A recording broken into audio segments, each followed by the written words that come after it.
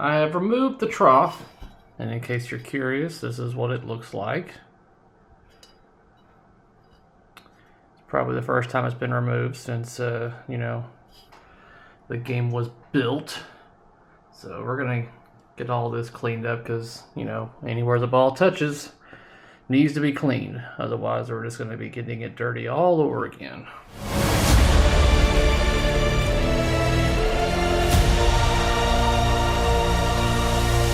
And this is merely just after a moderate cleaning.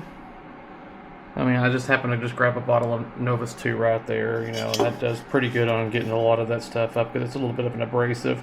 But we're going to get some steel wool and we're really going to get this all nice and cleaned up. It can look better than this, that's for damn sure.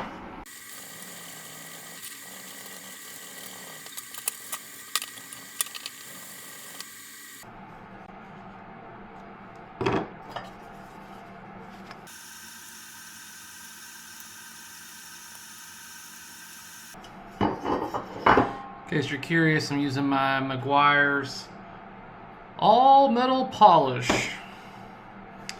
And yep, it's doing pretty good on cleaning this stuff up.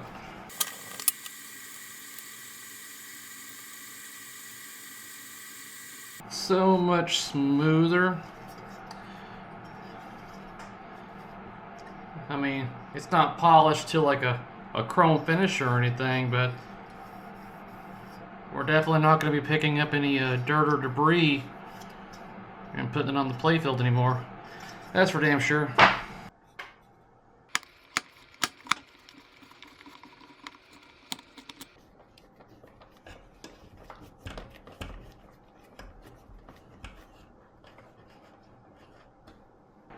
This is the museum scoop right here. So got this all taken off the bottom, and then we'll also get that plate up there all polished up.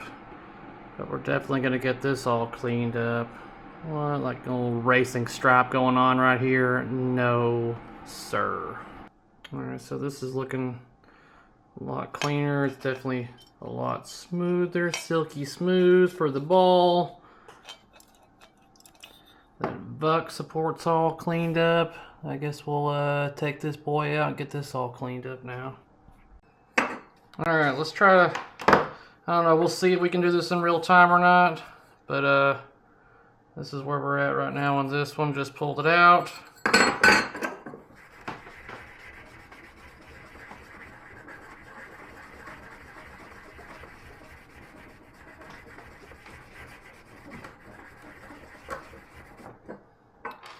And that's just going over with the steel wool pad right there.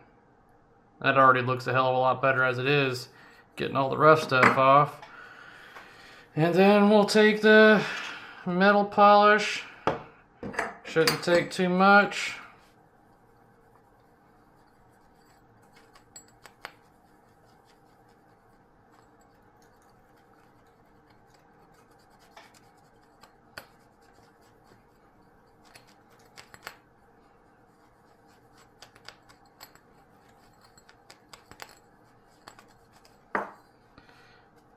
Look at all that nasty.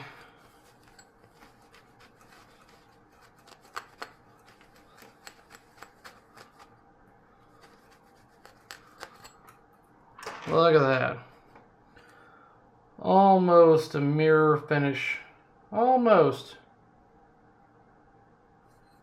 Alright, time to reinstall it. Alright guys, so this is where we're at. I pulled this power supply thinking, I'm like, alright, well, let's figure out what all I'm going to need.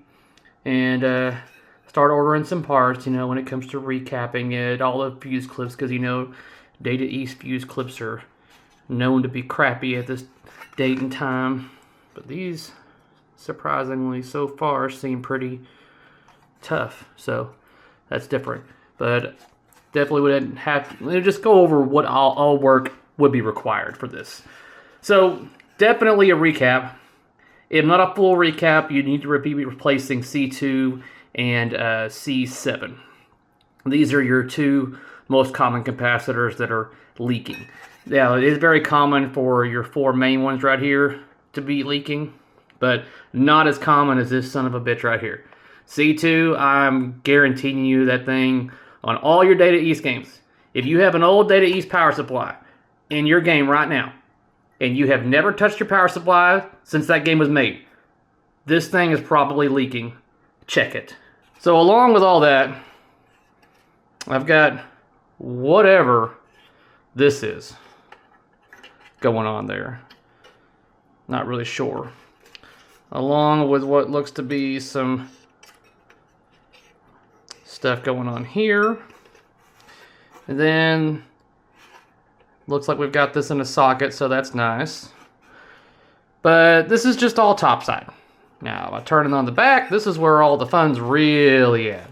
All these traces are sus at best. Then you've got some reflowing and some soldering that's been done here in the past. These aren't even on any kind of contact, so basically the socket is what's holding this thing on the other side. There's nothing back here. So I don't like that. And you got some reflowing that needs to be done on all this. This has been done. So with all the work that would need to be done to this to make it reliable, you're on par with just buying a whole new power supply. And the whole new power supply is going to be much more reliable than a rebuilt Data East power supply when it comes to the type of components that are created this day and age. So I have recommended that the owner of Batman get a new power supply, and he has agreed. So this thing will not be going back in the machine. All right. The biggest piece of this whole puzzle is this ramp. We're going to try to make this ramp look pretty good overall. So first things first, we're going to need to strip it all down. What I see as a perk is that there's no rivets. The only rivets I'm seeing are on the actual flap down here itself and the flap that's over here, which is good.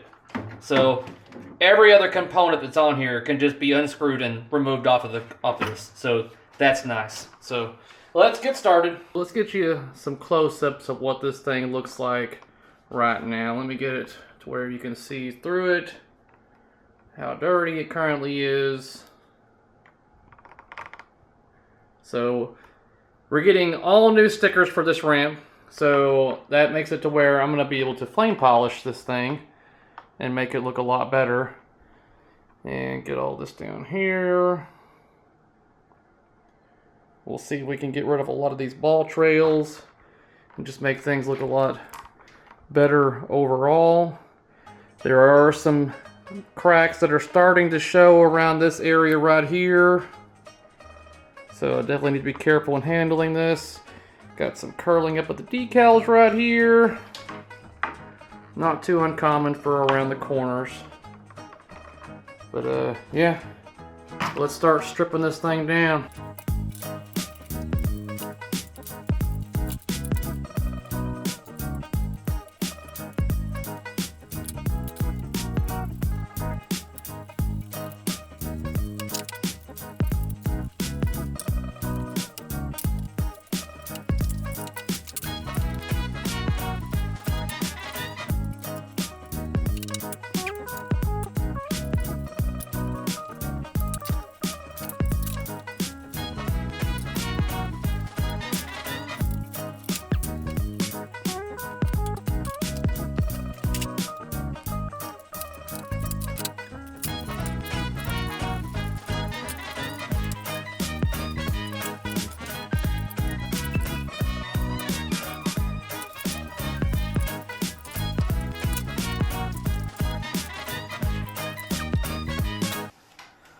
Okay, so all the hardware has been removed from this ramp.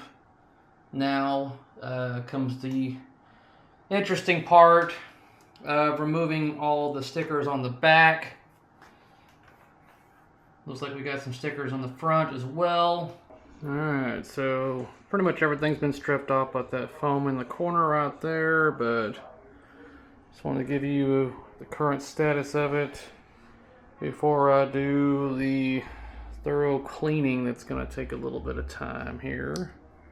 So this is the condition of that ramp on the entrance right here. Seen some better days. We've got lots of decal residual as well as tape residual that was used right here to repair said ramp. But want to get some good before footage so that way you can see how good it looks afterwards with the flame polishing and all that. Alright, so flame polishing isn't going to get you a perfect looking ramp, but it's definitely going to make it look a lot better than what it did before if you do it correctly. You just need to be careful. I typically like to set the ramp up like how it's going to be on the playfield. That way I know that everything is going to be level and I'm not going to get any droop or sag just by setting it on a table or something like that. So I've kind of got it a little rigged right here for right now. But as you can see, it's better than what it was, but it's definitely not, you know, new. But once again, you see what I have to work with.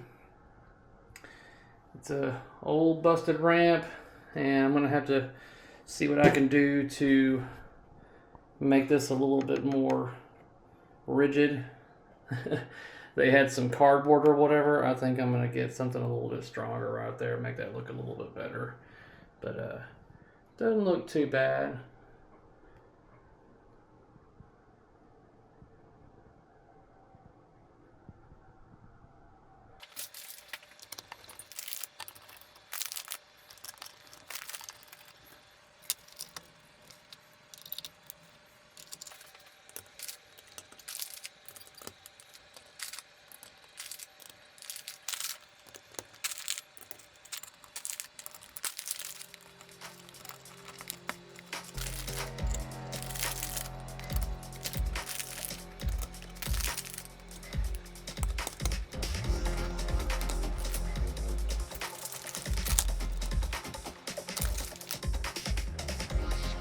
Alright, it's time to remove the pop bumpers and get them all cleaned up and rebuilt. Got 3 of them. So, this is the part that I don't really have fun with. So, I'm going to be putting something on the phone and watching while I do this task.